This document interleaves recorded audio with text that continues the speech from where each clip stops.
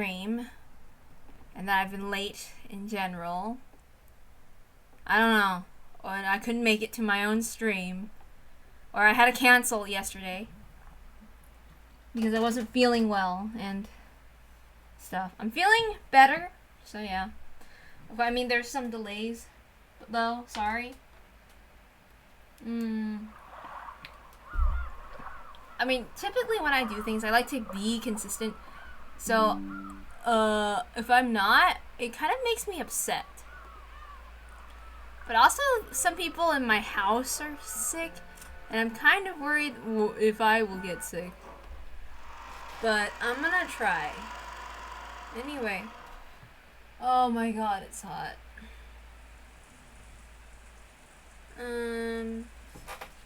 Give me a moment.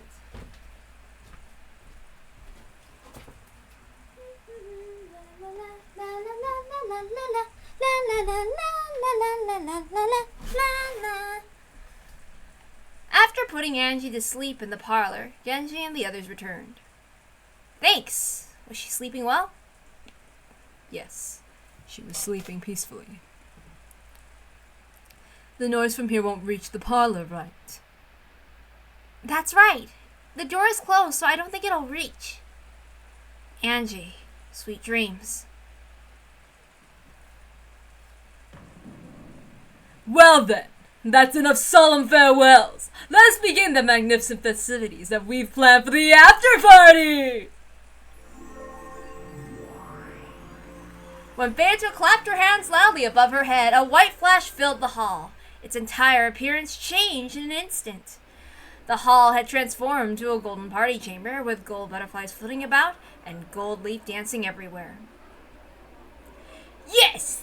The true party shall now begin!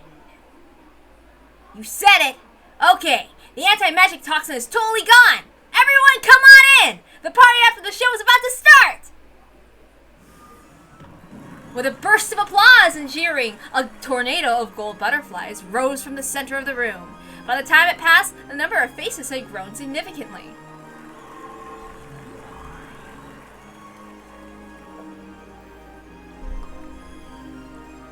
Let the witch of the future find happiness, and let us of the past be rewarded for our efforts, yes? Indeed. Let's enjoy ourselves as well. Come on, haven't we been enjoying ourselves the whole time? In this world, the one who enjoys the most is the true winner. Come, let's have the Seven Sisters over here too. The Seven Sisters are purgatory right here. I can't believe the game's finally over! I know. What are you doing crying at the after party? You little crybaby! Lord Battler, Beatrice, thank you for the invitation. I want to see 6-year-old Angie's sleeping face and have it all to myself! I want to see the food and have it all to myself!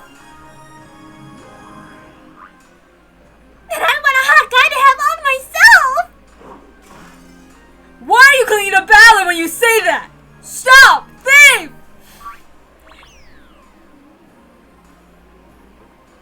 Insert Oblivion or Elder Scrolls Thief reference here.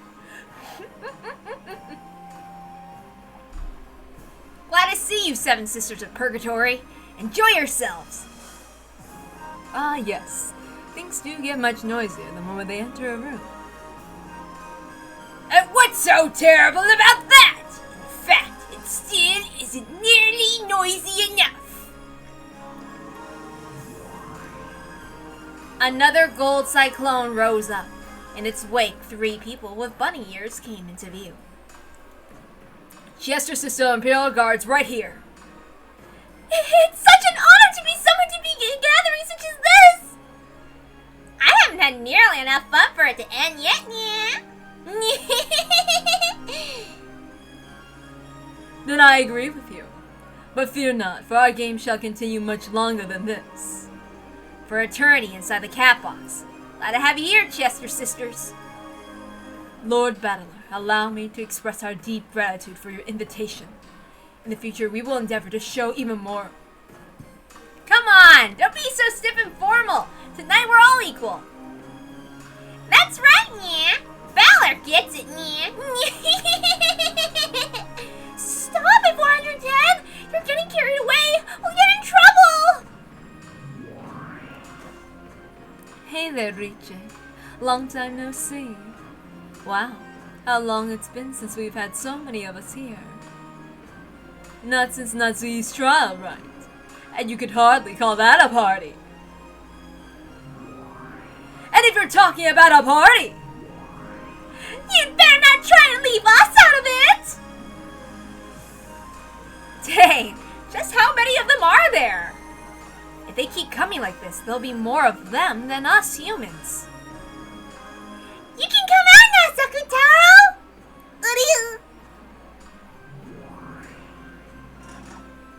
Lord Battler, it was an honor to receive your invitation. Let it be known that it is an honor.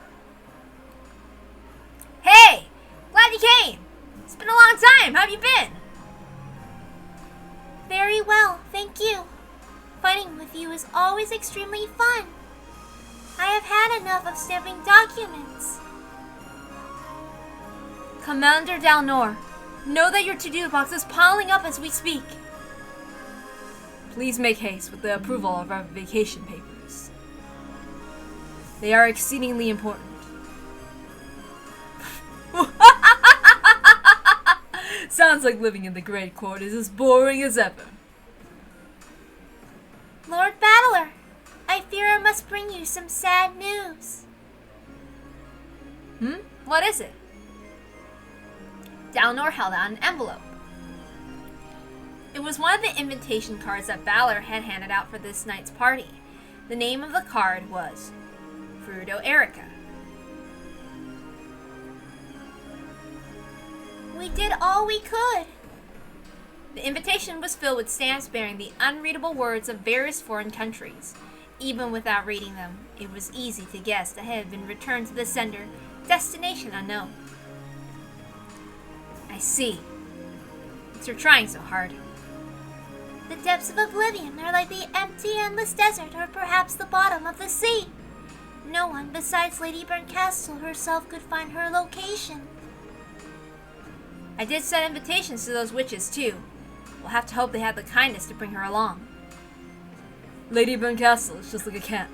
She'll show up whenever she feels like it, but when she isn't in the mood, she'll never come no matter how often you call her.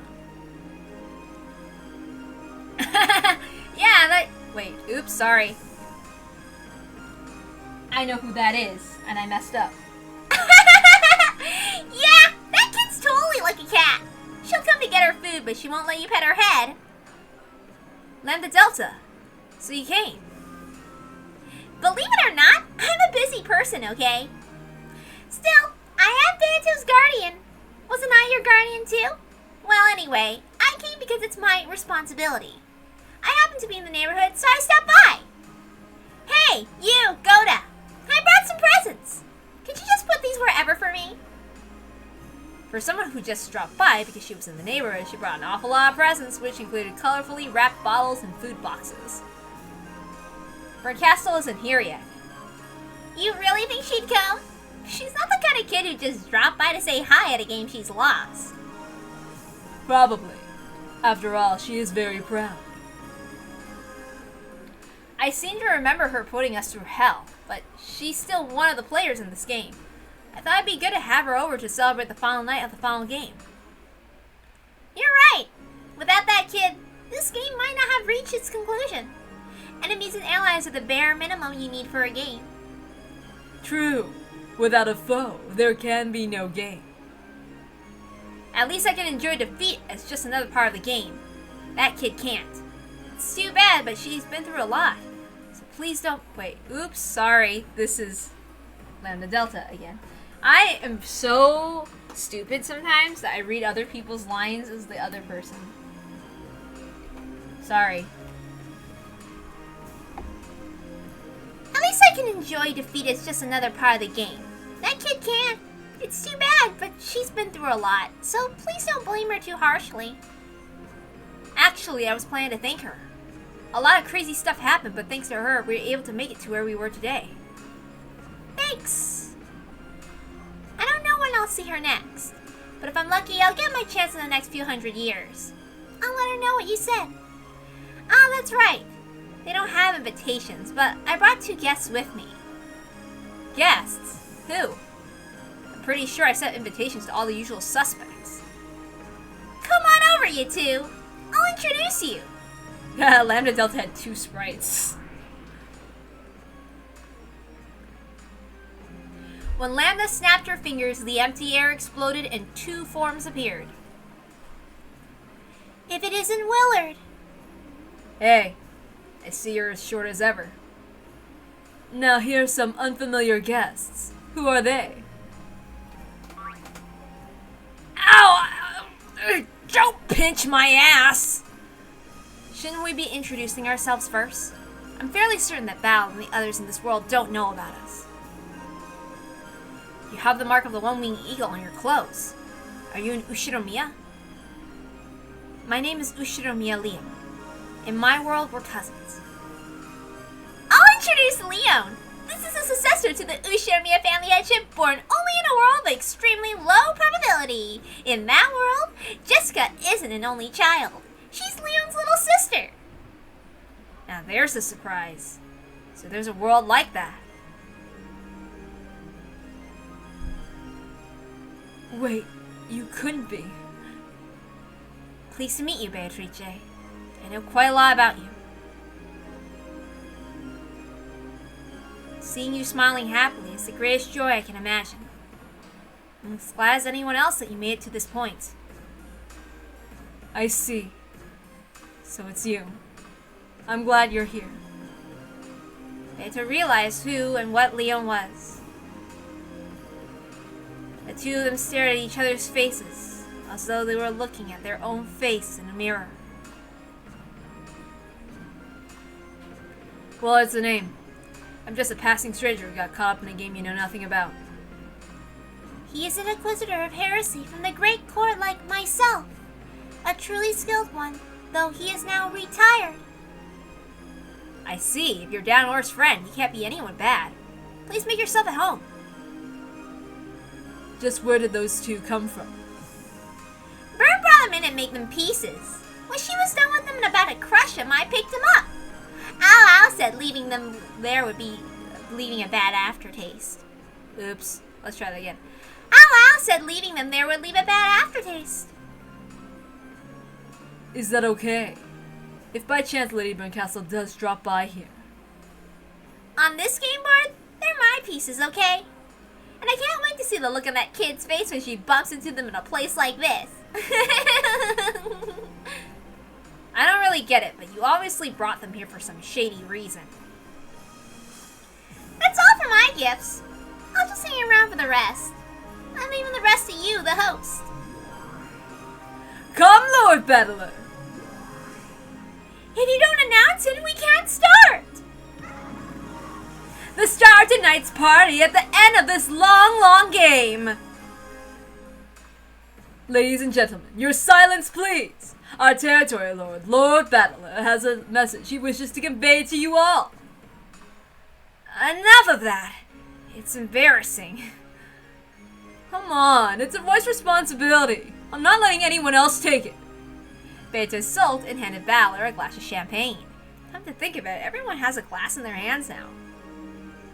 Maria, you're a kid, so drink some sparkling cider instead. Ah! I want champagne too! Hey, Maria, why don't we drink some sparkling cider together? Battler, our drinks are getting warm! Agreed. Begin, Bachelor. No objections, I see. This way, please, Lord Battler. Renove motioned toward the center of the room. When Battler stepped forward, everyone silently awaited his words. Glad you all can make it! This marks the end of my long game with Banto. I've invited everyone who's been a part of this game as a piece, a player, or a game master. I hope you enjoy this unending night to the fullest. Cheers. Cheers! cheers! Everyone raised their glasses to the heavens as they cheered, and afterwards, the soft sound of glasses clinking together rang across the room.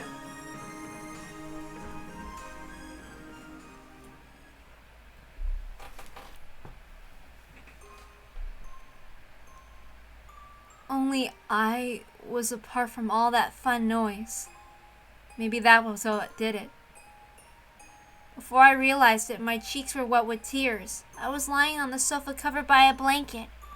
I can just barely remember getting sleepy and falling asleep in a chair.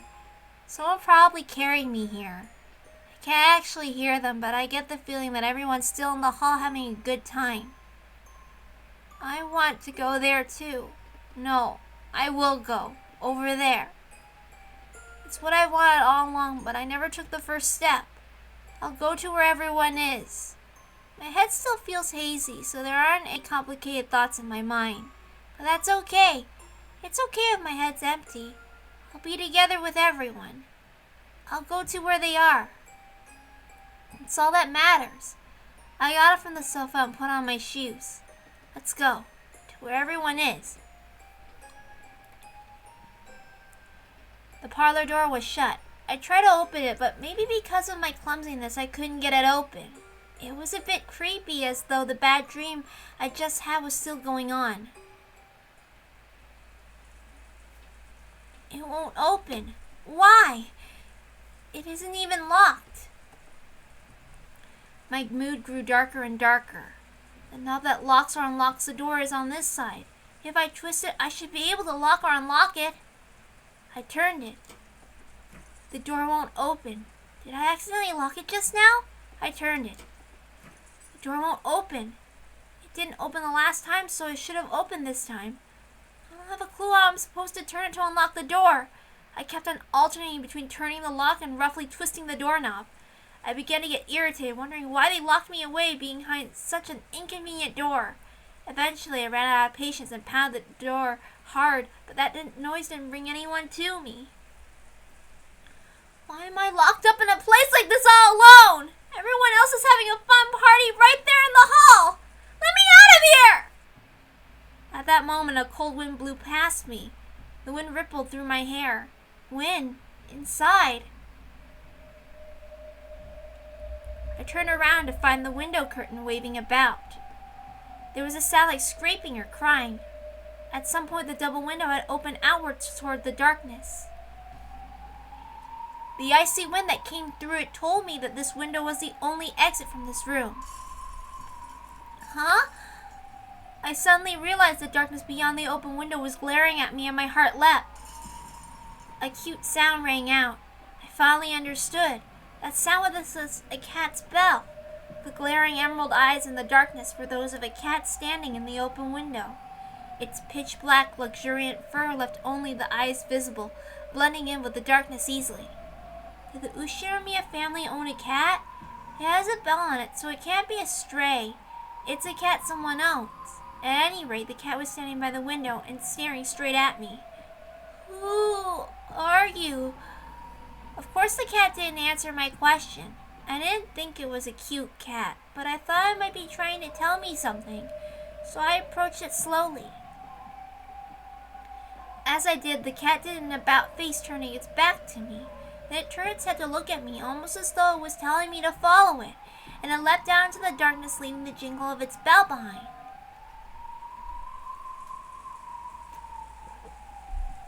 When I peeked out the window, I saw the cat waiting for me under the pounding rain. I finally realized this window was the only exit out of this closed-room parlor. The cat must have come to tell me that. The longer I keep standing around here, the longer the cat will have to wait in the rain. That's no good. It'll catch a cold.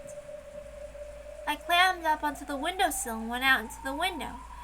The window was strong and the rain was cold, but I didn't get as wet as I thought I would. I might have been in the mansion's shadow. When the cat saw I was outside, it walked along the wall of the mansion as if guiding me.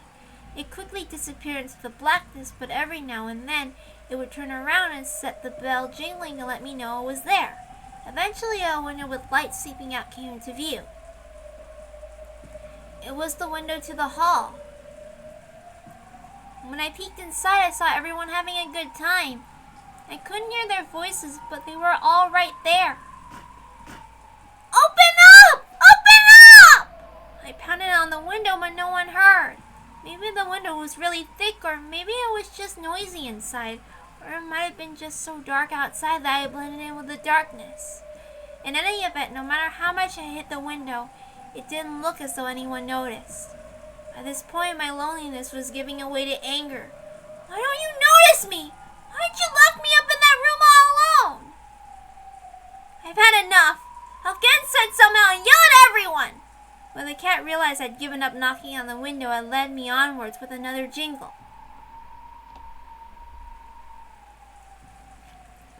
But just where is the cat going?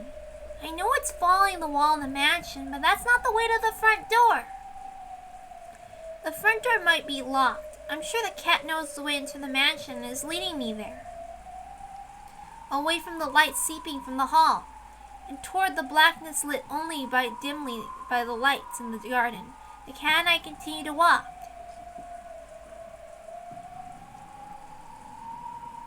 Then I found it. An open window. The cat stood below it and looked between me and the window as though telling me to go inside.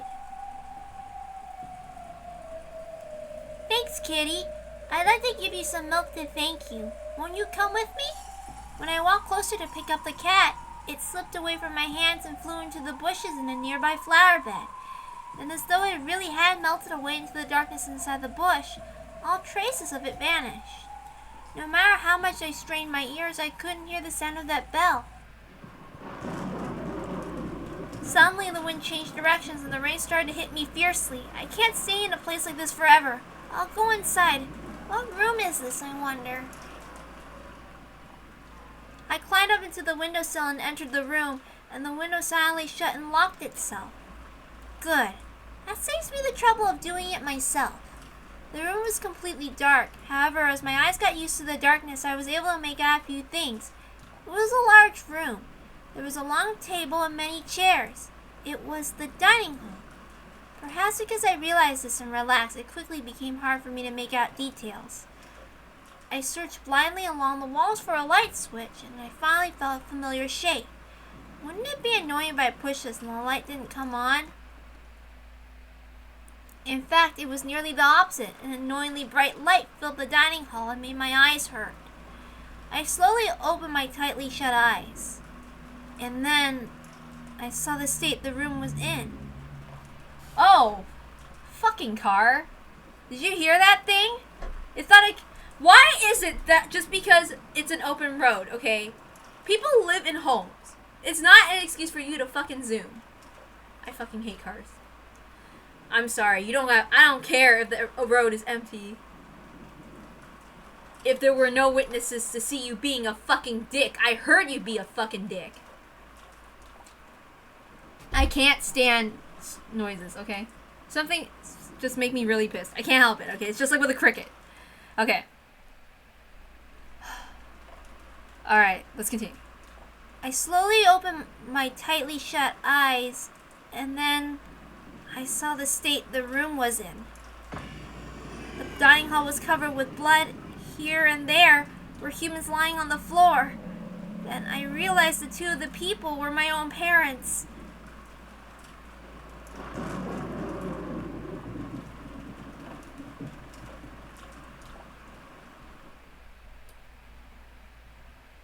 Okay, so the reason why it also makes me mad because it brings me out of the mood. And I can't, because I was feeling chills. And now I can't feel scared because I'm pissed off. Alright. Hey, are you having a great time, people? If anyone's not having a good time, we're gonna eat you! Yell and sing the praises of tonight's banquet! The hall was alive with a mingling of humans and the magical illusions who lived on this island. At first, everyone stayed with their own groups, too nervous to mingle. However, as time passed, people started to move around, and both halves began to chat happily together. But they just never listen, do they? Leadership's important. You need to lead by example if you want anyone to follow you. Maybe some subordinates are like that, but I've never had any success with ordinary methods. Anyway, you're done for your subordinates. Don't take you seriously. It's important to scold people loudly, even for small mistakes, every once in a while in front of everyone else. You can't do that. It'll just make everyone scared. A leader has to be an example for everyone to follow. If you really want to be a leader. Everyone listened intently to the Vegeta Lion's theory on leadership. This was after several rounds of drinks had gone by. Everyone was unnaturally focused on the conversation. Kyrie! Why do you get stronger the more jealous you are? Don't make it sound so bad. If I want something, I won't let it slip away. I always put that theory into practice. There's nothing more to it. Thanks for waiting, everyone. Even more food is on the way. Butting in on the family party like this. And yet, while I hate to admit it, every movement of his is flawless. Just what sort of hotel did he train at? Go to Times Renove, anyone? Why does nobody talk about that ship? Why? Why aren't we talking about Renove and Goda?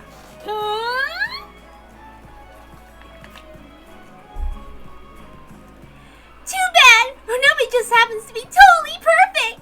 But I still love Goda more! This one's just cooked just right! The Seven Sister had blended into the party perfectly, and they were making things interesting. And yet many great mysteries are called masterpieces despite being shut down by Bandai's 20 rules.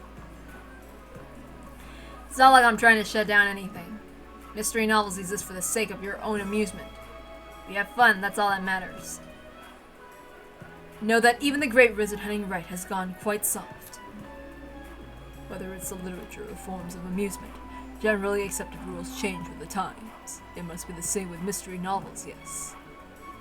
Everyone chimed in on Will's theories of mystery novels. There was no shortage of things to talk about. Yes, that's a fitting attitude for a beginner. However, at that rate you'll never become a key player in your organization. But know that the regulations are always to be enforced. That's something for the newbies to do. Don't forget that regulations and rules are pretty much guidelines for the new guys who don't know any better. You said it. You can't really call yourself an adult until you learn how to move outside the rules. You're still a kid if you let the rules hold you back. I can't stand letting other people do the work. I'm Mammon of Greed. I'll do all the jobs myself. That's some spirit you've got there. How much are they paying you for being a sister of purgatory? Come get a job in my husband's business instead. I'll recommend you personally. The humans and illusions were now very much on casual terms. I see, so that's how it's done in the world of witches. Yeah, you got it, yeah. Where we come from, you pour the tea into the saucer and press your palms on the table and slurp it up like a dog, yeah. What the hell are you teaching her? Who does that? And Natsui, what do you think you're doing a trick like that at your age? Kraz is supposed to be the stupid one. Get away from her, Satan. How can you be so rude to Natsui? Why are you crying, Satan?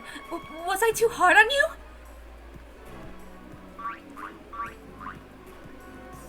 Chester 410, please stop giving my pure and trusting mother such crazy ideas. Don't worry, it won't leave a mark. 410 started yelling about animal abuse and jumping around in circles and holding her butt. I wonder if there's a prince out there waiting for me. I want to have some hot, passionate love. If I fell in love, could I become a beautiful princess too? Of course! Love is a miracle power and a mineral. It grants you invincible strength.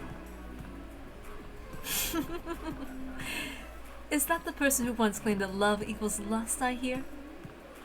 Indeed! It would seem she's getting her fill every night. Seriously? Shut up, you perverts! The circle surrounding Bantu was always a lively one. Yeah, I know how you feel. It's only when we're given orders that we find meaning in our lives. I get nervous when I don't have any orders! Someone order me to do something or I'll die! You can't have that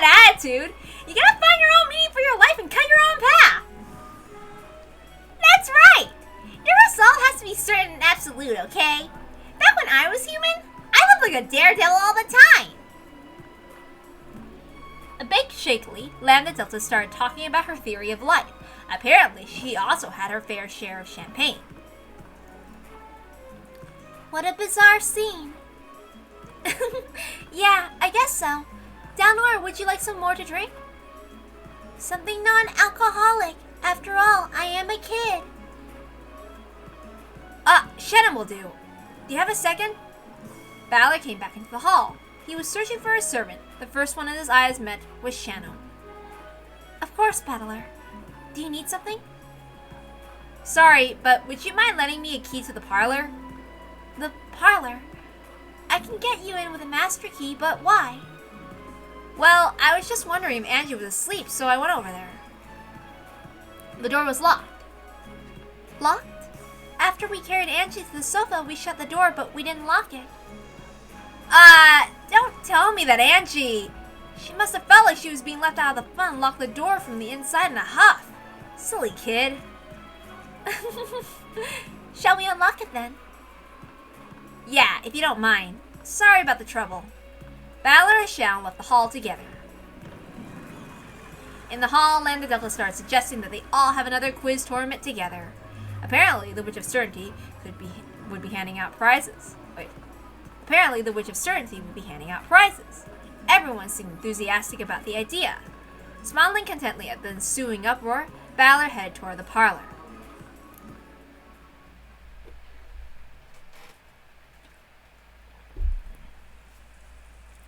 It really is locked. Shall I open it? She was sleeping, so I didn't knock on the door. She was sleeping, so I didn't knock on the door, but if she locked it, it proves she woke up. Let's try knocking once. Balor knocked on the door and called Angie's name. However, there was no response from the other side. He pressed his ear against the door, listening carefully. There was no hint of Angie unhappily throwing a cushion at it. She might have fallen asleep again after having her little tantrum. Could you open it for me? As you wish. Shadow took out her master key and unlocked the door, and she stepped back to let Balor go through. Angie, I'm coming in. Speaking in a quiet voice to avoid waking Angie if she was asleep, Balor opened the door. And just as the door was open, a chilly breeze drifted by. The breeze, which felt like outside air, immediately caught the attention of the pair, and they looked at each other. It could be seen at a glance that Angie wasn't in the parlor. The curtains on the open, wide windows fluttered about. Angie? Angie? A blanket lay crumpled at the sofa. It sat there just as Angie had left it after waking up. The blanket was slightly warm. Clearly, she had been there until a short while ago. Angie? Are you there? She obviously wasn't playing hide and seek. Angie was nowhere to be seen in the parlor. Balor peered out the open window into the rainy blackness. I'm getting really tired of these goddamn cars. So she slipped out the window into this rain and went where? Do you think Angie might have gotten out the window? That would make her one hell of a sleepwalker. She couldn't have left from the main entrance, so she probably doesn't have an umbrella. She couldn't have left from the main entrance, so she probably doesn't have an umbrella. It was very hard to imagine a reason Angie might have going outside in this weather. I have a bad feeling about this. This shouldn't be happening. I'm the game master of this game board. So why are we in a situation that the game master can't understand? A large bolt of lightning lit up the surrounding area for an instant, but I was unable to see any trace of Angie.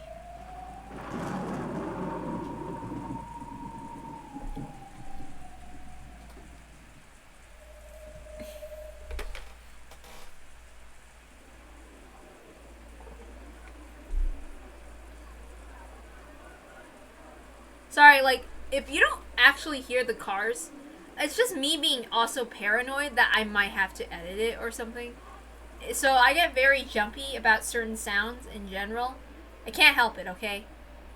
It's how I am. Alright. Anyway.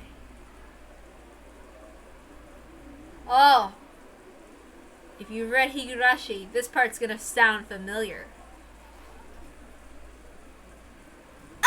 Okay, now it's my turn to think of a question. Okay, so you have a third of a cake, a quarter of a cake, and a fifth of a cake on a plate. It takes 30 minutes to eat one whole cake, so how much is left on the plate when you finish eating? At the moment, there was a roar of thunder and the lights flickered. The cheery voices vanished in an instant like candles being blown out. None. That's a riddle you were tricked with once, isn't it? Amidst the silence, one voice rang out and answered Lambda's riddle.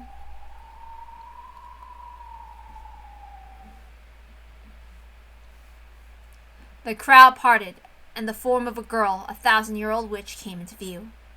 She had been invited. She was an official guest, holding an invitation to this party. Sorry I'm late. I was busy planning some festivities to liven up the party. As Castle spoke, she looked around at everyone. Oh, and I thought you two were rotting away in the fragment sea. They're my pieces now. Pretty cool, right? She stared at Leon and Will with an unnerving smile on her face, but she seemed to lose interest. Where's Balor and Beto? I'm a guest, aren't I? Isn't there anyone to welcome me in? I'm here. We did invite you, but I didn't expect you'd actually come. I see. This truly must be a miracle. Now that's an interesting way to put it. Why did everyone get so quiet? This is a party, right? Go ahead and be noisy just for the hell of it. Or is you welcoming me with silence part of some kind of joke? Now it's your turn. My turn for what? You asked where Balor was, so I told you I was here. Now it's your turn. What are you talking about? Did something happen? Angie's gone. Even I, the Game Master, don't know where she went. That's insane! Isn't this your game? That doesn't make any sense! If Angie disappearing is a scenario created by Battler, that must mean that there's another Game Master. Is that even possible? Oh yes, I was surprised myself. Just when I opened the game board to start a delightful game of my own, I found that Balor had started out this bizarre game at the same time. I never thought I'd be in a game with two Game Masters. In other words, you're admitting that you hid Angie away somewhere. It would seem so. After all, no one could introduce a scenario you didn't build except another Game Master. So this is one of those festivities to liven up the party you mentioned? You all look like you were having a blast with that quiz tournament, so I decided I wanted to join in. And you chose to hold Angie hostage for that purpose. You've got it. Battler, Beto. I want to challenge you to a game. You cannot refuse. Not if you treasure Angie as a little sister, that is. What do you want? Lambda and I made a bet about the game between you and Beto. I must acknowledge that I've lost. At least I have lost to Lambda. Bert tries to act all dry, but she's way more persistent than she looks. So you're saying you lost to me, but not to Balor and Beto? It seemed as though Castle might smile. However, she didn't. Those cold eyes spoke without words. Balor understood. He played so many games against Beto. Those games had been a wordless message from Beto, so he knew. He understood. She wants to fight us. Is that it? She will be a fearsome opponent. But we can't back out. I know that. We mustn't let Angie become Lady Berncastle's plaything. Beto understood as well. She understood why Berncastle was asking for one final battle. I never thought I'd see Bern fighting openly like this. Do you find that funny? Why would I? Thanks. This really parallels Higurashi in a way. I'm not going to say when. Lambda Delta understood as well. Before the tale of Battler and Beto ended, before everything was locked away in the cat box, Berncastle would finally move from the audience to the stage. That witch who had hidden off to the side of the stage, unwilling to come out into the light, would now show that she had the courage to step forward onto the stage itself. As a friend, Lambda Delta showed she understood Berncastle's human emotions, which had given her this courage. Is there anything I can do? Please act as an observer for my game. Sure. If you promise that you will release Angie if we take part in your game, that is. Of course. Without such a promise, we aren't obligated to go along with a farce in any way. You may not owe me anything, but you'll never see Angie again. In that case, you can enjoy being branded as a loser for the next few centuries. Beto, don't provoke her. This isn't a fight we can back down from. Indeed. Now that the hostage had been taken, their ability to negotiate had disappeared. However, Lambda Delta was agreeing to become an observer if that would make Berncastle promise to release Angie. Unless she held Berncastle to a promise like that, the latter would have nothing to lose.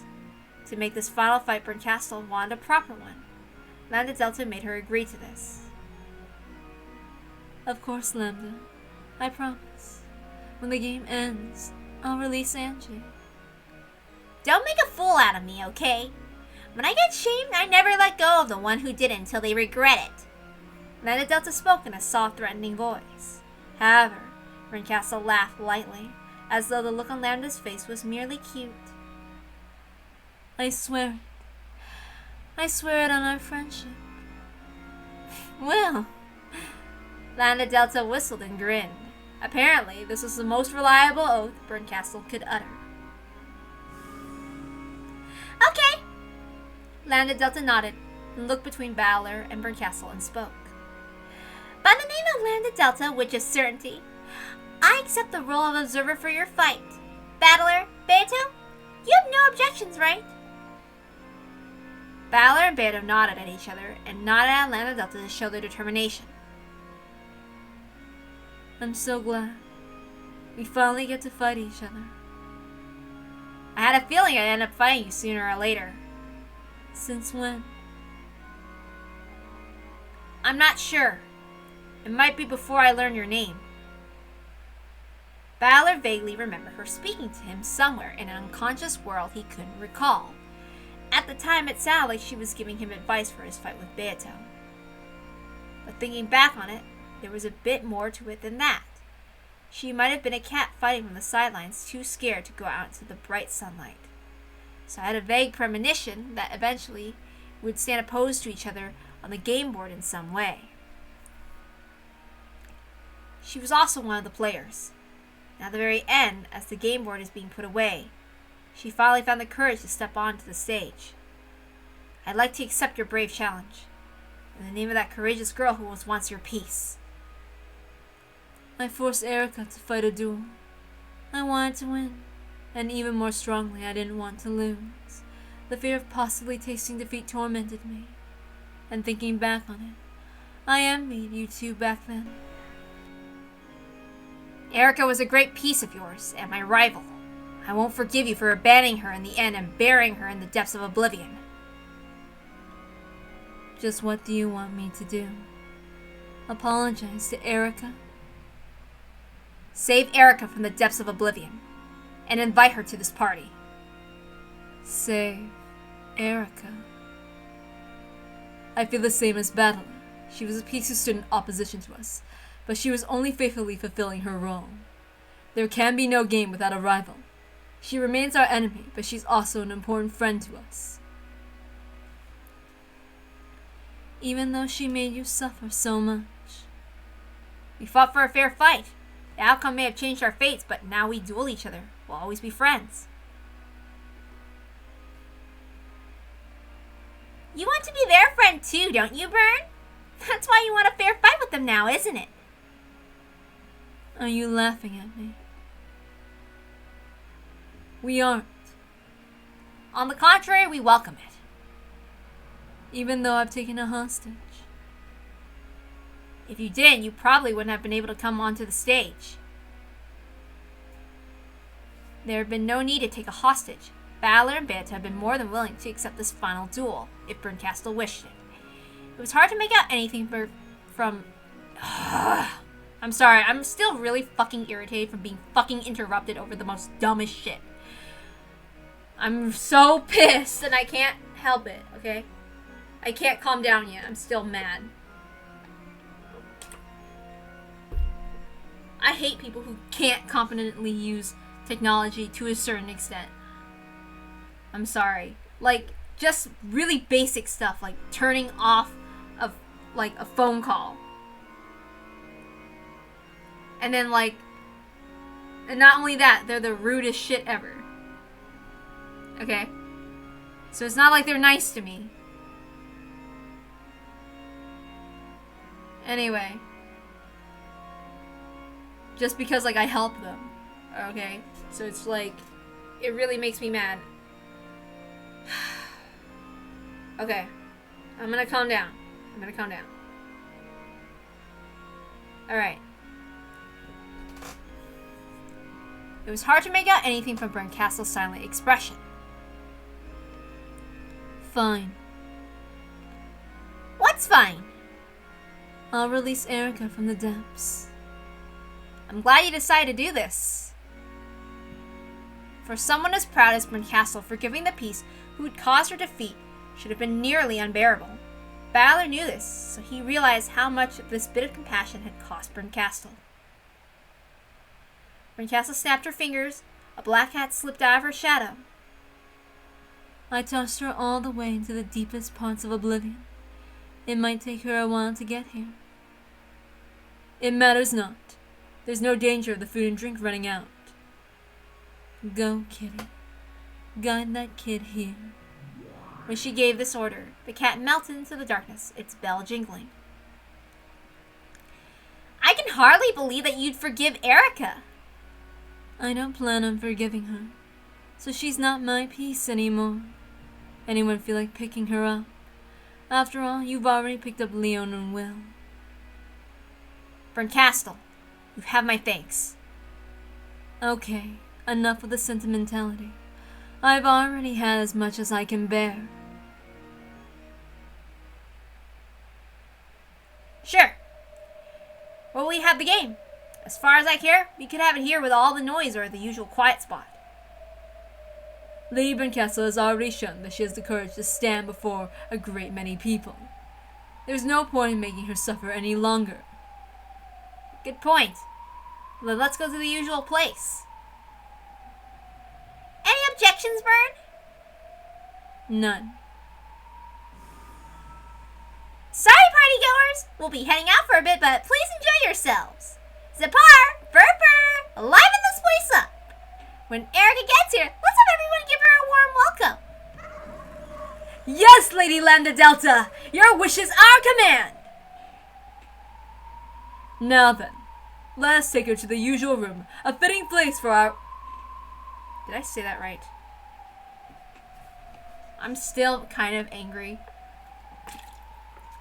But I don't want to seem like I'm angry for no reason or at a small thing. Because, okay. I have a very strained relationship with this person. I don't know if you heard their voice, but their voice is like annoying to me. And they haven't been exactly very nice to me. Okay? You know, a type of toxic relationship thing that I'm kind of forced to coexist with. So, yeah, forgive me if I seem really rude or mean. I just I feel like I have to explain myself because I don't like being rude or mean for no reason, but sometimes... Oh. Okay? Anyway. Now then, let's take her to the usual room, a fitting place for our battle of wits. When Balor snapped his fingers, space shattered.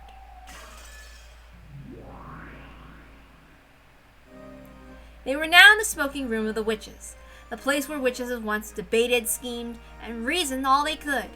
Berncastle had been invited there once again. The final game would now begin. Do you have a game prepared? Of course. I worked hard on this game, and I'm pretty proud of it. So Bern will be the game master and Balor and Beato will be the players? Will it be a normal game where Burn creates a murder tale and the two players have to reconstruct it with human tricks? I'm interested to see what sort of scenario Lady Castle develops. We'll explain things with the blue truth, and you'll knock those down with the red truth. Are we okay with those rules? My game will be a simpler one. It's just a quiz of guessing the culprit. I don't feel like trading red and blue with you. Oh? What kind of game will that be? Would you mind letting me have a look at it first? Castle held her palm upwards, and a pale glowing fragment appeared there. Lambda Delta brushed it with her hand and shut her eyes.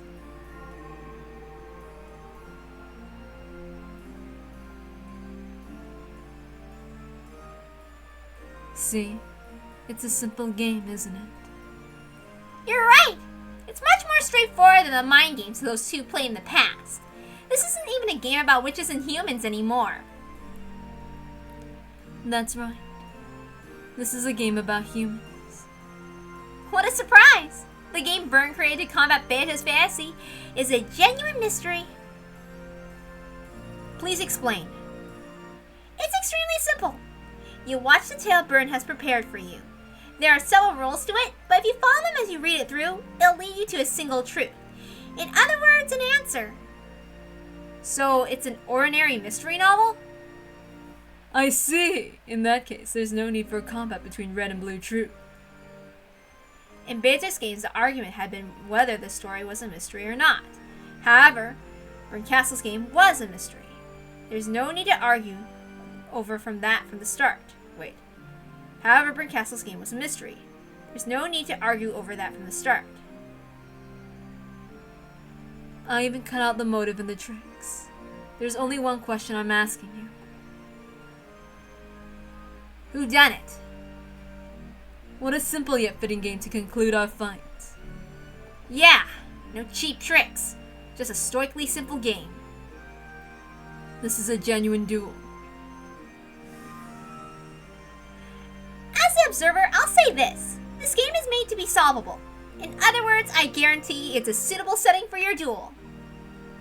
Burn, I know I keep on saying this, but are you really sure? Balor and Beato's relationship started because they both love mystery. I agree it's a pretty tricky scenario, but I'm not sure it'll be enough to stop these two.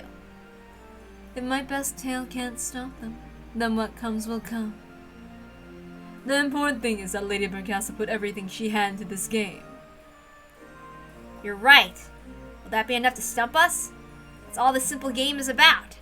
Thanks, Lambda. Thanks to you, we know that this duel will be a fair fight.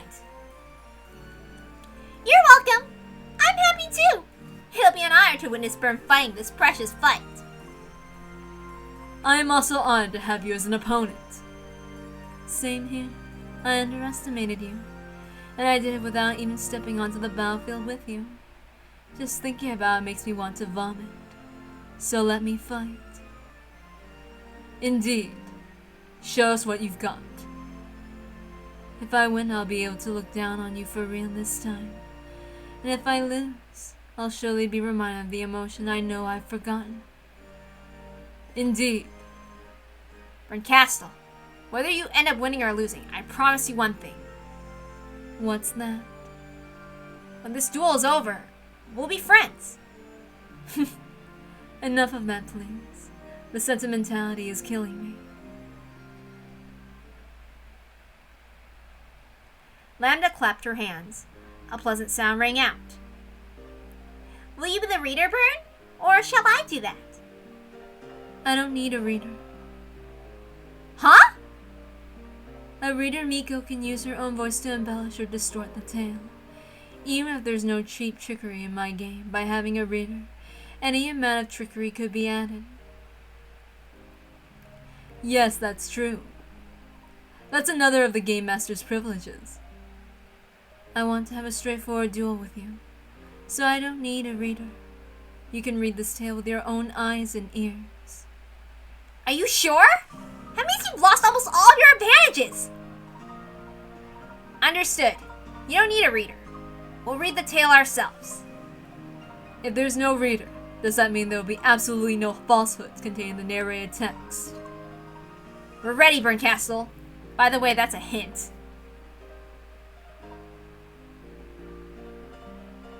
showdown over a genuine mystery without any cheap tricks. If you're gonna play fair and square, we challenge you head on too. Thank you. And I don't plan on losing either. No. That's no good, Lady Bird. She's right. If you're a witch challenging us with a mystery, you can't have an attitude like that. Yeah, it's all useless. Berncastle, realizing what Balor and Beato were asking for, snorted. Landa Delta nodded at her, telling her to enjoy this final duel to the fullest.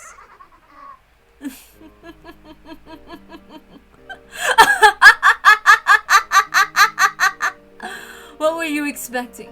A happy mystery chat between humans and witches? Come on, don't make me laugh. Let's see if your cheery mysteries are any match for the one I prepared. Let's see what you've got. We wouldn't have it any other way. Yes, we'll accept your challenge, Lady Berncastle, Witch of Miracles. Alright, time to start. I, Game Master Ushirimiya Balor, and Beatrice, the Endless Witch, will be your opponents. Don't start crying when we wipe the floor with you. Take this. Here's my mystery. Berncastle took a fragment containing the game and smashed it against the table, shattering with a brilliant light as the game scenario laid itself out. The curtain rose on the mystery Berncastle had created.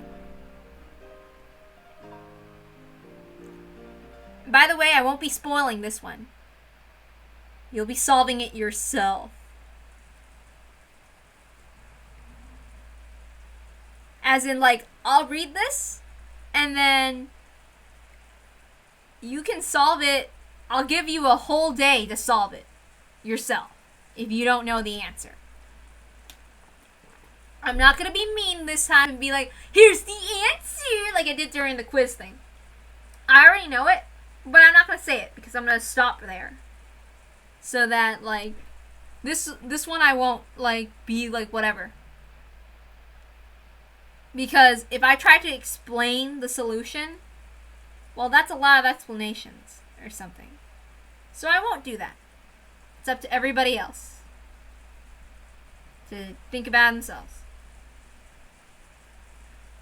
I don't know. No sound but that of the falling rain filled the room. It covered the tragic scene in the bloody dining hall. At some point, Angie had fainted and fallen to the floor. Her consciousness was slowly returning, forcing her to remember what had happened in this room. She reflexively averted her gaze even before the memory overtook her. 6 bodies lay in the blood-stained dining hall. Strangely enough, as her consciousness returned bit by bit, the terrifying scene before her seemed somehow less intense. This time, Angie was able to look at the 6 corpses well enough to make out who they were. First, those are my own parents. They are a pitiful sight, colored bright red by a bloody makeup. And lying next to them are Uncle Hideyoshi and Aunt Ava. Uncle Hideyoshi, the uncle who always says funny things and makes me laugh, and Aunt Ava, the aunt who always seems to be so fond of me. Genji, the servant, is lying over there, and the one lying right here is Aunt Rosa. 6 people. A full 6 people had their lives taken from them, and are lying in this room. Maybe I cried myself out before I fell unconscious. The scene before me was still terribly painful, but I was still somehow able to look at it without losing my head. I already felt all the sadness I could at my parents' deaths. The next emotion that rose up inside me was the desire to check and see if everyone else was okay. In that instant, I heard a scraping sound.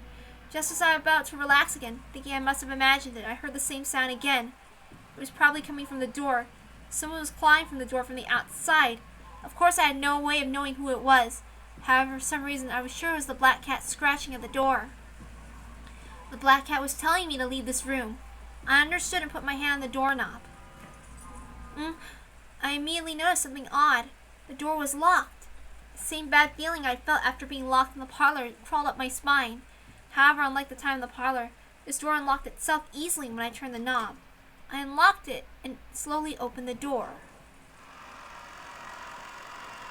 Beyond the door, I could see the dimly lit hallway and a cat dashing down it away from me, and from it stopped its emerald eyes glittering in the darkness, as though it was waiting for me to follow.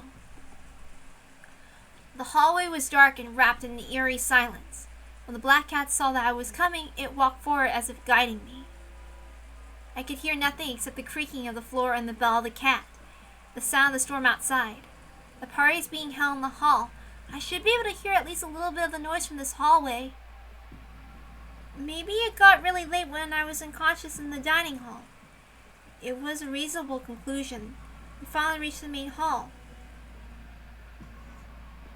The hall was frigid. There was no trace of the party that remained. Could all that fun have been just an illusion? The black cat's bell rang out. When I looked up, I saw it had its feet on the stairway to the second floor, urging me to follow it. Are you going to the second floor? The black cat seemed to nod, and it silently went up to the stairs. Guests were allowed to go wherever they wanted on the first floor, but the second floor was Krause's family house. I remember getting in trouble for trying to go up there. However, at that moment, I couldn't think of any other options other than following that cat.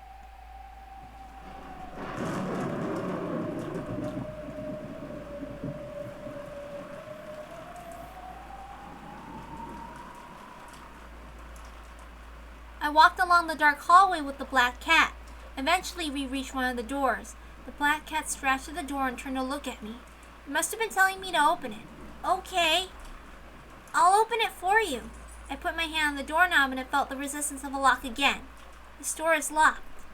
I turned it around to tell this cat, but inexplicably a single key lay in front of the cat. Angie picked it up and stuck into the keyhole.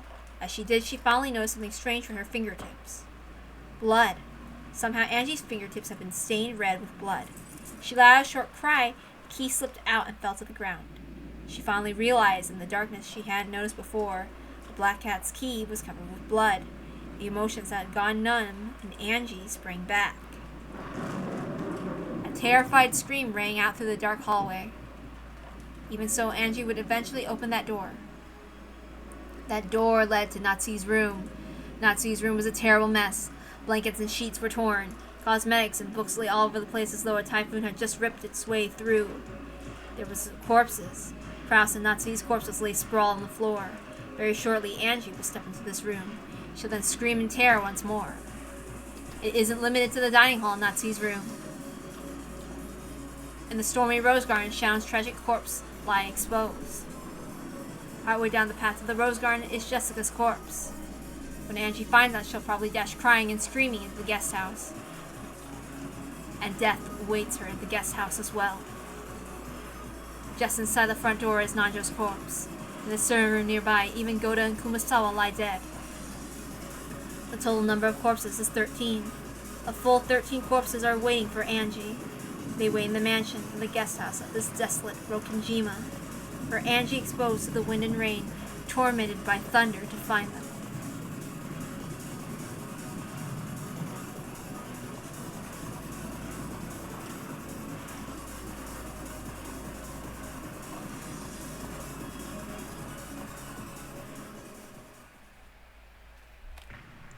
The first Twilight.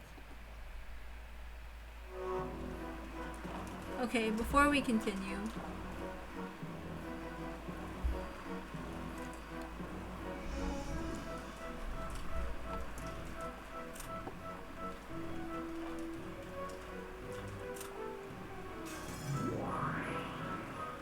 oh, nothing here. Okay. The tragedy of the first Twilight was discovered at 6 in the morning on the following day. Goda, who had woken up to get breakfast ready, went to check in on the adult siblings who remained in the dining hall since the previous night because of the family's conference. Tell us about when you discovered the crime. The dining hall was locked up. Of course, there's a lock on the door to the dining hall, but they usually remain unlocked. I knocked, but there was no answer. That's when I arrived. I recommended he try unlocking the door just in case. When I unlocked the door with the master key, a terrifying sight awaited me inside. Ava, Hideyoshi, Rudolph, Kyrie, Rosa, and Genji. 6 people, and all were lying there covered in blood. A great tumult followed. Everyone gathered in the dining hall. I don't want to remember it. The sight of all the sobbing children crouched over the corpses of their own parents. There was a chance they might have all been alive still. Everyone was shaking them desperately. But it was no use. Each of the children confirmed the deaths of their own parents. Dr. Nanjo and I confirmed that Genji was dead. Such a gruesome way to be killed. No one is going to mistakenly confirm a death, even those other than myself. It looks like all the victims died instantly. After inspecting the interior of the dining hall, we determined all the doors and windows had been locked, making it a closed room. And nothing suspicious was found inside the dining hall. Of course, there was no one hiding in the dining hall either. Naturally, all of us are here right now. It's clear that no one else is hiding. But Dad, if that's true, that doesn't make sense. 6 people were killed and the dining hall is a closed room. How could someone have killed them and escaped? I'd rather not think of it, but perhaps the servants with their master keys are the most suspicious. They killed the 6 and then left and locked the door with their master keys. It is a logical theory. That's absurd! Since there was no chance of the culprit hiding inside the dining hall, it made sense to assume that the culprit locked the door after committing the murder and exiting the room. It was only natural the servants with their master keys would fall under suspicion. Sadly enough, none of the servants had an alibi. And again, it wasn't only the servants. Everyone else lacked an alibi as well. Is there any way to lock up from the outside without a master key? No, there isn't. That's not enough. I'll say it with a wrench room. All doors can only be locked or unlocked with a master key. Of course, it's possible to lock or unlock the doors from inside the room even without a master key. There you have it! Any other questions? Shouldn't there be keys for each individual room in addition to the master keys? Normally those would exist, however, they make the game more complicated, so I eliminated them. Red room will consider master keys to be the only keys that exist. In other words, all the locks that appear in this game can only be locked or unlocked by master keys. That's what it means! It really is a simple game. In that case, we should now check the number of master keys and who holds them. There are 5 master keys in total. One is held by each of the 5 servants. The keys will be managed in a special way. The servants keep master keys on their person at all times, so it's impossible for them to be stolen, handed over, or used by any other human other than themselves. What the heck? Now they're sounding less like keys and more like a fingerprinting system. That's an interesting metaphor. In other words, in the world of this game, it isn't the master keys, but the 5 servants themselves that can lock or unlock doors. We tried to retrieve Genji's key, but had no luck. To guard against trouble later on, we destroyed Genji's master key. This is the crime of the first Twilight. The scene was a locked closed room in the dining hall. None of the servants holding master keys have alibis, and again, no one else has an alibi either. The second Twilight. Everyone returned to the park to discuss what should be done next. The phones were out, so they couldn't contact the police. Was the mysterious culprit hiding away somewhere planning to attack their next victim at this very moment? Or was the culprit here with them, mentally sticking out their tongue, tasting their next prey? None of them had alibis, and any one of them could have been a culprit.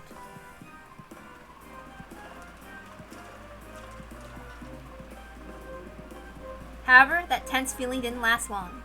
By midday, everyone got tired of arguing and decided to take a break. Kraus and Natsu announced that they wanted to talk with each other alone and went up the second floor. This is the beginning, and after that, everyone went their separate ways, and now and then, such as heading to the bathroom or gazing at the endless rain.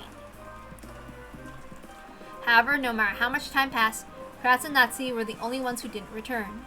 Calls were sent both to Kraus and Natsu's rooms using the extension phone line, but there was no answer.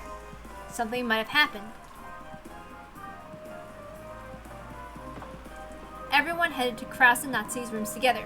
In Natsu's room, they found Kraus and Natsu lying sprawled on the floor. Madame's room was locked. It's just like the dining hall. After getting everyone's permission, I unlocked the door. Cross and Natsu laid sprawled on the floor inside the room. Dr. Nanjo checked their pulse. Then he announced that 2 of them had died instantly. Correct. I confirmed both their deaths. There can be no doubt they died instantly. I searched all over the room looking for a clue. In the end, I found the windows and doors had all been locked, making it a closed room. Another closed room. We servants all have the master keys, so we'll be suspected again. But have no fear. After Madame began to suspect us, we started keeping an eye on each other. All of us servants were together the whole time. All of us servants can prove an alibi for all the other servants. Now that's interesting. So you're saying this closed room is even more complete. In the case of the first closed room, no one had an alibi. So for this closed room, all of them have alibis. In this world, the servants themselves become living master keys. Since those servants have perfect alibis, it's impossible to lock Natsui's room. We decided to preserve the crime scene as it was. We put packing tape all over the outside of the doors and windows, sealing them. I'm sure the culprit left some sort of clue in this room.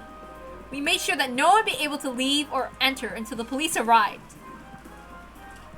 Then we did the same to the dining hall. We also sealed the dining hall in the same way. We reached the conclusion the entire mansion itself should be preserved. We also sealed the mansion itself. All of us took refuge in the guest house.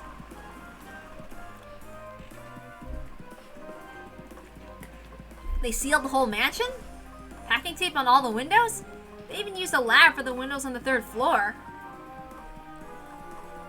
The game would get complicated otherwise, so I simplified it. All the windows had steel bars on them, so it's possible to enter or leave by them. Therefore, we'll say they can seal the whole mansion by sealing the 2 doors. The one in front and the back one. Got it. That makes it easy. What do you think? Actually killing the 2 people in Natsui's room would be easy.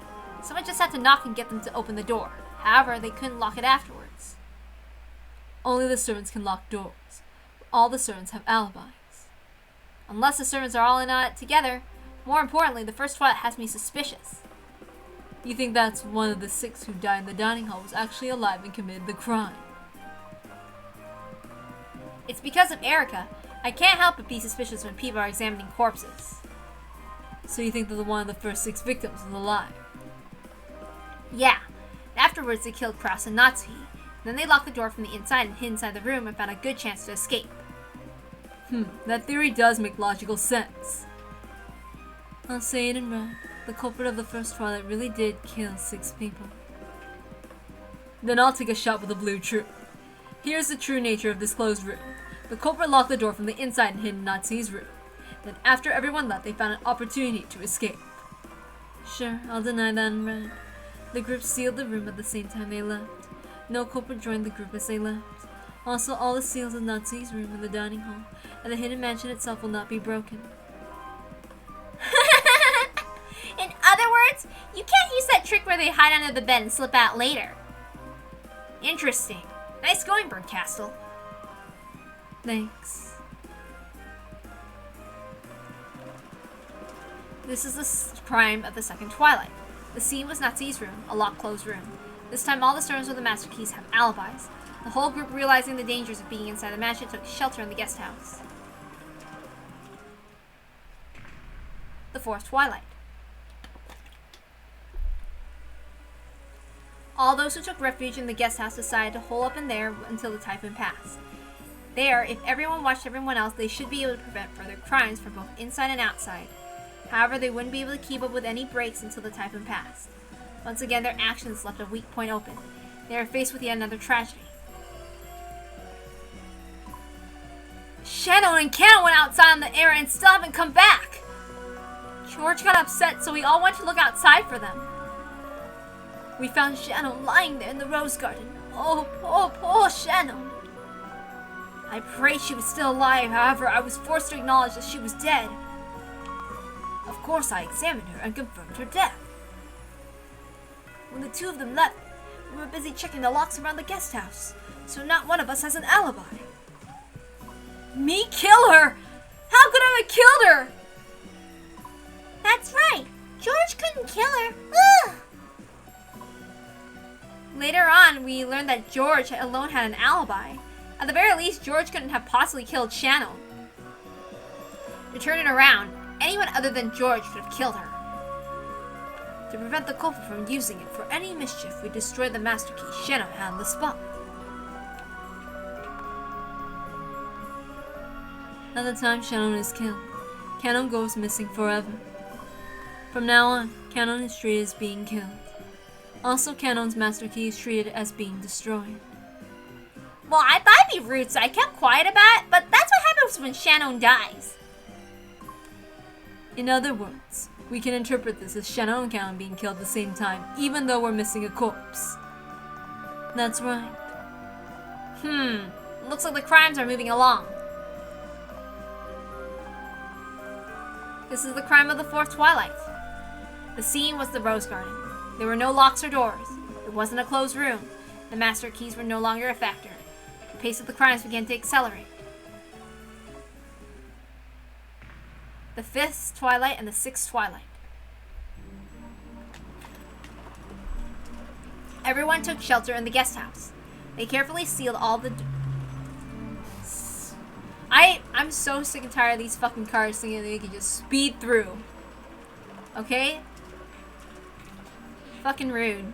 Anyway, let's continue. Everyone took shelter in the guest house. They carefully sealed all the doors and windows, locking themselves in the closed room. However, several closed room murders had already occurred. Could locking themselves in the closed room do anything more than invite another tragedy?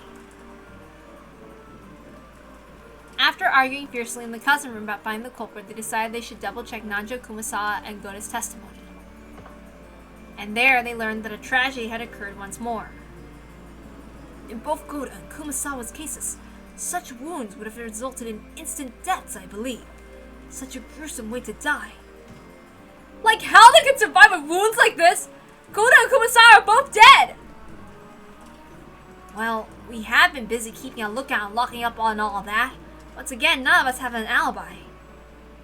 That's not true. Look. If they were killed in that way, the culprit would definitely have gone blood splatter on themselves. But Dr. Nanjo and all the cousins have no blood spatter on them. All of us, in other words, the four cousins and Dr. Nanjo, couldn't have killed Goda or Kumasawa. In that case, it's clear the culprit is someone other than us. I guess that someone might have snuck in, so I checked around, but the guest house was still completely locked up. Perhaps the culprit has a master key after all. That's impossible. No master keys exist anymore except the two keys on the two people who lie dead here. Since the two master keys that exist are inside the guest house, that makes this guest house a perfect closed room. Well, since someone's dead, it obviously wasn't perfect.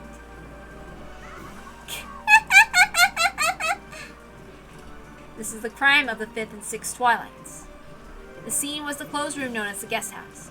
Goda and Kumasawa's master keys were also destroyed, meaning now all master keys have now been lost. Now no one can break into this closed room guest house. At least that should have been the case. The seventh Twilight. This time Dr. Nanjo was killed. He died in the entrance hall of the guest house. It was far too foolish of him to come here alone to check that everything was locked. He's dead! He's been killed! Even I can say for sure this was an instant death. Everything's locked up perfectly. How did it happen if this is a closed room? That means the culprit's one of us! Impossible! Judging by the circumstances, Maya, Balor, George, and I all couldn't have killed Dr. Nanjo. In the first place, no one could kill Dr. Nanjo inside the guest house. And look at this! Simply put, this is proof that Dr. Nanjo didn't leave the guest house. That means no one could kill Dr. Nanjo, right? So how was he killed? No one can answer that innocent question. This is the seventh Twilight. Once again, the crime scene was a closed room known as the guest house. Various bits of evidence made this crime seem even more impossible. And the tragedy reached the eighth Twilight, the final one. The eighth Twilight.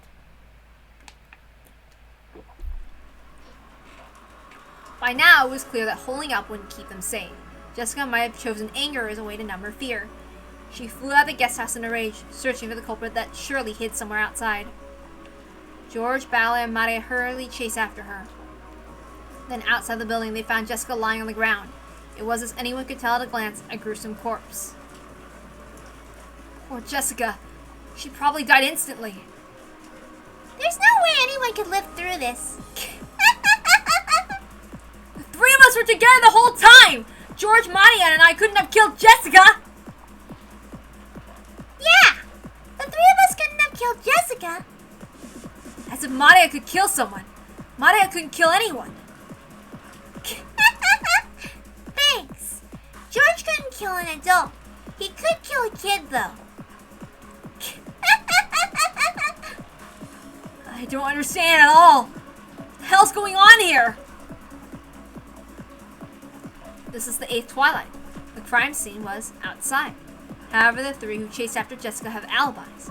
George, Ballard, and Maria couldn't have killed Jessica. So is there really someone hiding on this island apart from the Ushinomiya family? The curtain is lowered on this tale for now.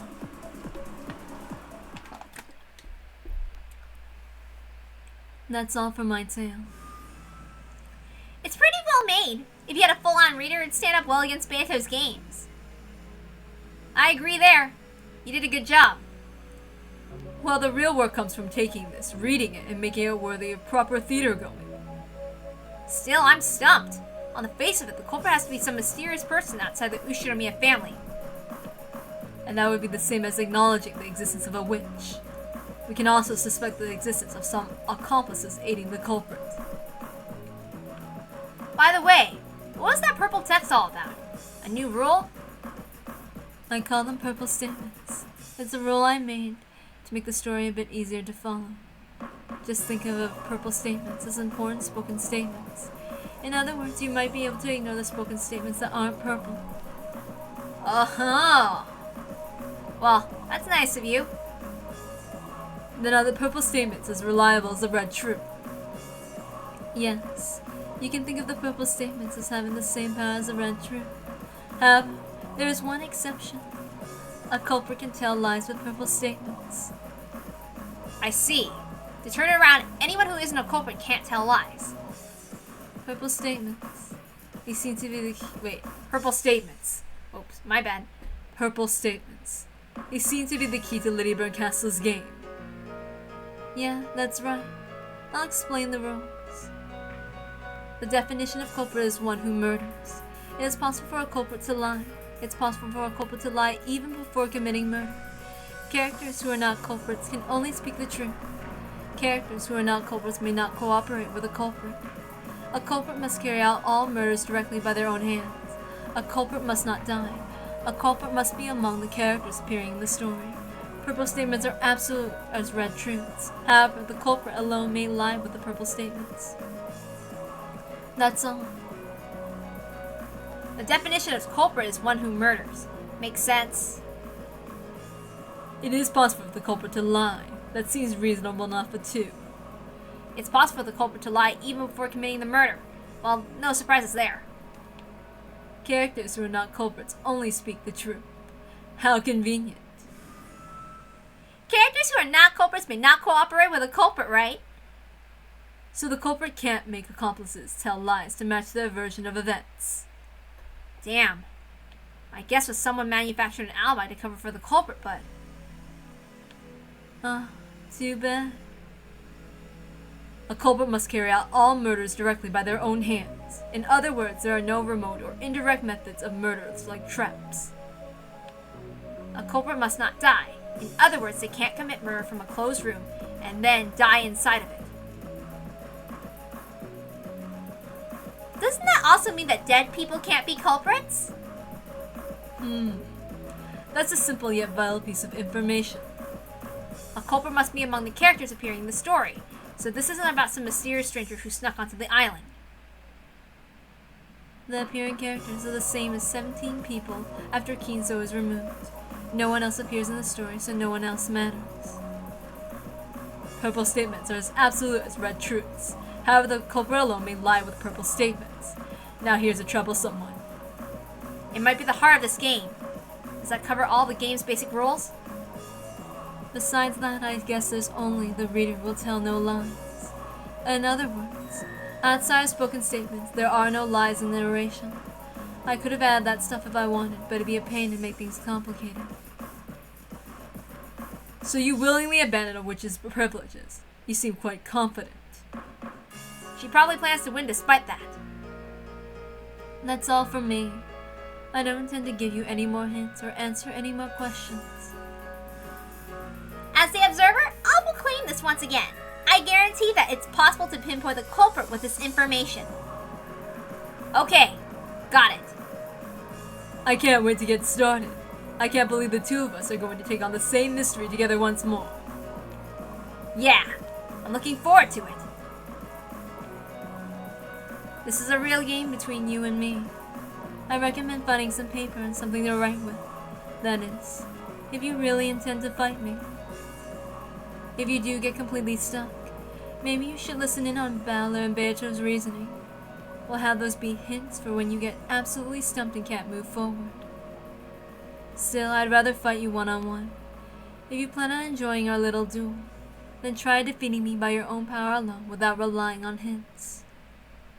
Okay, let's enjoy ourselves, shall we?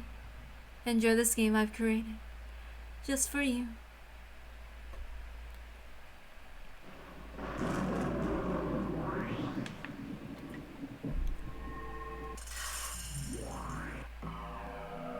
Alright. Before we... Oh. So, okay. These are those things. Okay. So that's that part. Oh! How did I do that? Alright, cool.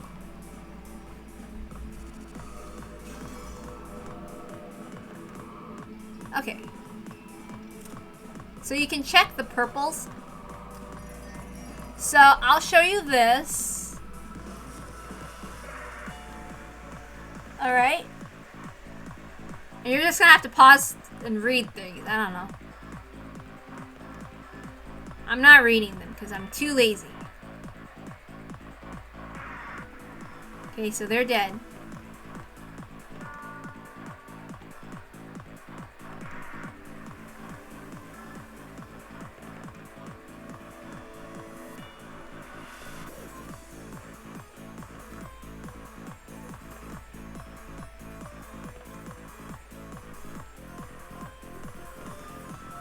Oh, okay. So you can have hints, I guess. Here's a hint. These purple statements are quite a problem. We know that their statements are poor enough to be on par with the red truth, but they also contain the culprit's lies. Even the dumbest idiot wouldn't try swallowing a roll whole if they... Wait. Even the dumbest idiot wouldn't try swallowing a roll whole if there might be a needle inside. Haha, oh look, a Higurashi reference. Indeed. If we accept the purple blindly, there's no chance the truth will come to light. A roll with a needle in it. I like that analogy. Its precious vital information might all be wasted thanks to only one tiny lie. Just which lies in the vast collection of purple have lies in them? Just thinking about it makes my head hurt. Then why don't we try spinning the chessboard around? Huh. And what do you mean? It's simple. Forget which ones are lies. Let's concentrate on finding out which ones must be true. Are there any purple statements that we know must be true? That's what we're looking for. We'll look for people who couldn't possibly be the culprit. If we can do that, then all of our purple statements are the same as the red truth. I see. Instead of searching for the culprit, we'll start by searching for those who could be the culprit. Yes, a simple and fundamental strategy. That's it.